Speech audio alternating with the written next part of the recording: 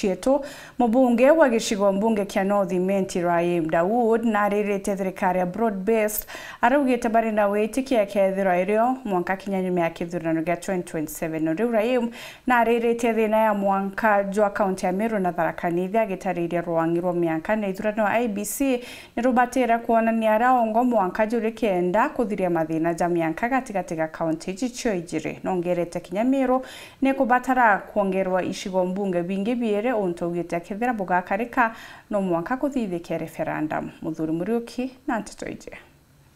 Mubunge wa North Imenti Rahim Daud ugite nandi na witikio bunene ati thirikari ya broad based ikethwe kinya mwaka jwa 2027 na gwita na mbere ujurani kulingana wirane buria bethu tubakikanira.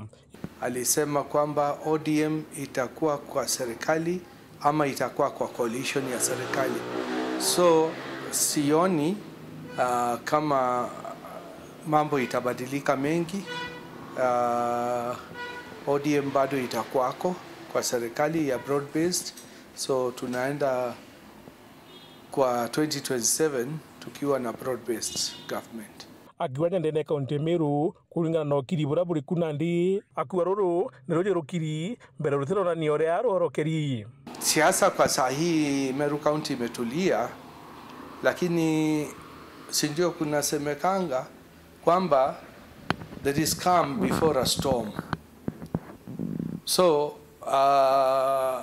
nafikiri tukiingia 2026 ndio sasa watu watakuwa sasa siasa itakuwa imepigika kabisa. Lakini nataka kuhakikishia watu wa North Imenti bado sijamaliza kazi zote ile nilikuwa nimewaahidi. So 2027 mimi bado nitatafuta kiti ya mjumbe wa North Imenti, alafu mambo ingine itapangwa tukienda mbele, lakini niko kwa kiti sahi, niko sitting MP na natarajia kukua sitting MP 2028 pia. Akiongera nyakethira ibakwende ciko mbunge birende na kaunti Meru bitha bikigitwa akiagwite mandhuja yakiombekana na mwanka referendum ithwe kithithika.